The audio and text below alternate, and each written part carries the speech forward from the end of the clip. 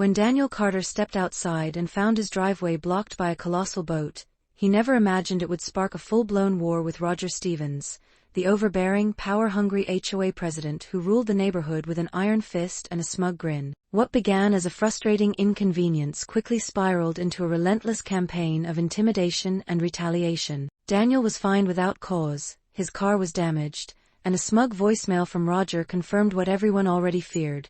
Roger believed himself untouchable, and worse, he enjoyed proving it. But Daniel wasn't the type to back down. With quiet fury, careful planning, and sheer determination, he began turning the tables on the man who had tormented the entire cul-de-sac for years. The day had started with promise. Daniel, a dedicated single dad and hard-working IT professional, stepped out into the crisp morning air, a rare smile tugging at his lips, coffee in hand. For once, he was ahead of schedule. His daughter Emma, bright-eyed and bouncing with excitement, was already waiting in the car. Today was her first soccer practice, a milestone that meant just as much to Daniel as it did to her. But that peaceful moment shattered the instant he reached his driveway. Towering in front of him was a boat so absurdly massive it looked like it belonged in a harbor, not a quiet suburban street. The name Sea King was splashed across its side in gaudy gold, shimmering arrogantly in the sunlight, like it knew it didn't belong but didn't care. For a heartbeat,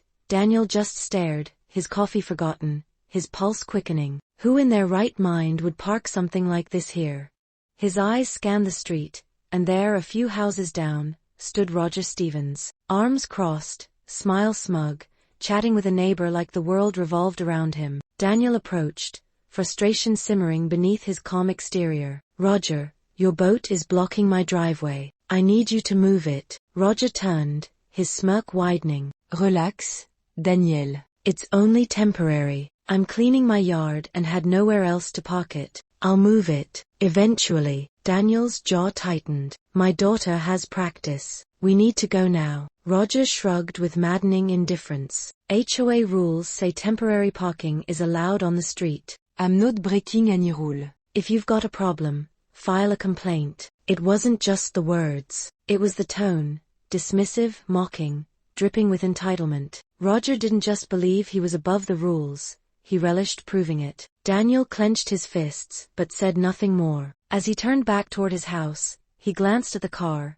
at Emma's face, bright with anticipation just moments ago, now furrowed with confusion. And that's when Daniel made a decision. He would no longer let Roger walk all over him. At first, Daniel played fair. He filed formal complaints with the HOA, quoting the exact rules Roger had so confidently twisted. But no action was taken. No callbacks, no warnings, no boat removal. And then, things got worse. Violation notices began appearing on Daniel's door like clockwork. One accused him of leaving his trash can out too long. Another complained about the paint on his mailbox. Then came one about the edges of his lawn. It was obvious now, Roger was retaliating. This wasn't enforcement. It was harassment. Each new notice made Daniel's anger burn hotter, deeper, until everything came to a head one evening. He pulled into his driveway and saw Emma sitting on the front steps, her small shoulders shaking. She was crying. Panicked,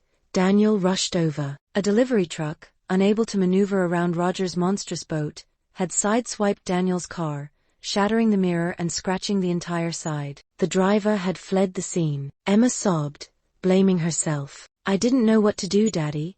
Daniel knelt beside her, his heart cracking. "This isn't your fault, baby. Not one bit." But inside, he was boiling. This wasn't a game anymore. Roger's arrogance had just cost him real money, and broken his daughter's heart. That night, after Emma had finally fallen asleep, Daniel sat alone in the dark, rage and resolve swirling in his chest. He picked up the phone and dialed the HOA emergency line. "Voicemail." Roger's voice came through, that same smugness oozing from every syllable. "Hello, this is Roger Stevens, your HOA president. I can't take your call right now. Leave a message, and I'll get back to you." Maybe. Daniel didn't leave a message. He hung up. Then he stared out the window at the Sea King, gleaming under the streetlight like some sick monument to Roger's ego. And he realized something. He was done playing by Roger's rules. It was time to turn the game around. And he would. The audacity of Roger's message was infuriating,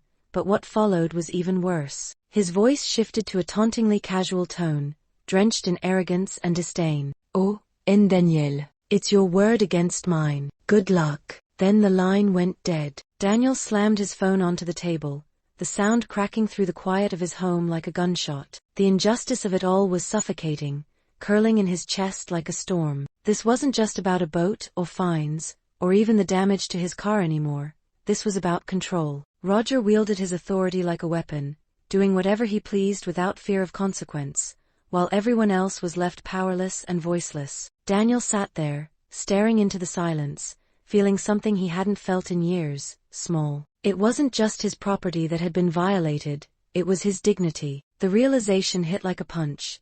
He was at the mercy of a man who reveled in cruelty, who got off on seeing others squirm. As the night stretched on, Daniel remained seated in the dark, the only sound the quiet ticking of the clock. His mind raced, thoughts tumbling over each other in growing urgency. He didn't yet have a plan, but one thing burned crystal clear in his heart: this couldn't go on. And Roger Stevens had clearly underestimated the wrong man. That night, long after his daughter Emma had gone to bed, Daniel turned his kitchen into a war room. He cleared the table, turned on every light, and pulled out the HOA bylaws and local ordinances. The dense, jargon-filled pages were a nightmare to read, but he combed through them with laser focus, highlighters in hand, eyes burning with purpose. Each line he marked was a step toward taking back control. Hours passed. The world outside slept, but Daniel pressed on. Then, there it was. Buried deep in the HOA regulations, nearly forgotten in the fine print, was a rule that clearly forbade any obstruction of private driveways. No loopholes. No exception. A spark of hope flickered inside him. The very man who boasted about enforcing the rules had broken them, blatantly. But Daniel knew he'd need more than just a paragraph in a rulebook. He needed proof, and he needed it to be airtight. He documented everything: photos of the massive boat blocking his driveway, time-stamped images to show just how long it had been there, pictures of his damaged car, quotes for repair costs, and even the voicemail Roger had left, smug, arrogant, and incriminating. He collected it all in a neatly organized folder, every page a testament to months of injustice. Then he reached out to a local attorney who specialized in HOA matters. The lawyer, impressed by Daniel's preparation, agreed to represent him. There was something in Daniel's voice, a quiet, unwavering strength, that made it clear he wasn't just fighting for himself. Together, they crafted a strategy, not just for legal action, but for something even more public: the next HOA community meeting. The night of the meeting, Daniel sat quietly at the back of the community clubhouse, folder in hand. The room buzzed with quiet chatter and the clinking of coffee cups. Neighbors filled the seats, unaware of what was about to unfold. At the front stood Roger, as smug as ever, gavel in hand, calling the meeting to order like a king addressing his court. When it came time for community concerns, Daniel stood up. The room stilled. "I have something to say," he began, voice calm but firm, resolute. Every eye turned to him. "Roger Stevens has been misusing his authority." Gasps rippled through the room as Daniel walked to the front and placed his evidence on the table. "I've been fined multiple times for so-called violations," he said, "but this isn't about a trash bin or some garden hose. This is about a pattern of intimidation, hypocrisy, and abuse of power." He held up the photos of the boat, highlighted the bylaw Roger had violated, and laid out the estimate for the damage to his car. His voice never shook. He wasn't just speaking for himself now, he was speaking for everyone who had been too afraid to. "This is all documented," Daniel said, looking each board member in the eye. "And that's just the start." Murmurs filled the room. Then something remarkable happened. Neighbors began to speak. "He fined me for leaving my hose out overnight," one woman said, her voice trembling with frustration. "He threatened to tow my car for parking too close to the curb," another added. More and more voices joined in. The energy in the room shifted, from hesitation to solidarity. The once frightened community began to rally. Roger's once confident expression began to crack. But Daniel wasn't done. "I also reported the boat to the city," he added. Turns out, Roger never even had a permit. He violated HOA regulations and municipal law. A collective gasp échouait through the room like thunder. Daniel turned, locking eyes with Roger, his voice low, deliberate. "You've spent years ruling this street with threats and fines. But today?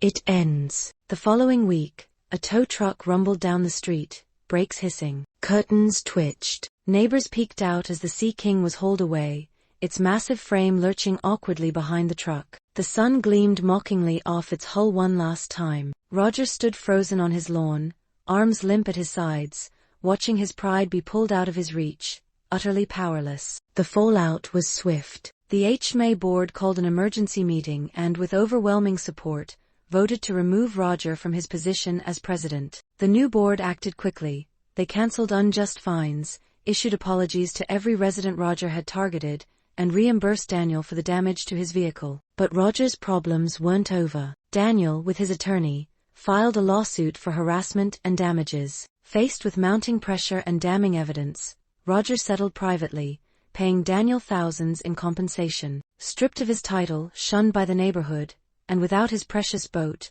Roger faded into the background, no longer a tyrant, just a bitter memory. Meanwhile, Daniel's courage and resilience turned him into a local hero. Grateful residents organized a block party to celebrate the end of Roger's reign. Laughter and music replaced fear and whispers on the once tense street. That evening, Daniel sat on his porch, peaceful for the first time in months, watching Emma play soccer with her friends in the golden evening light. The air felt lighter. The nightmare was over.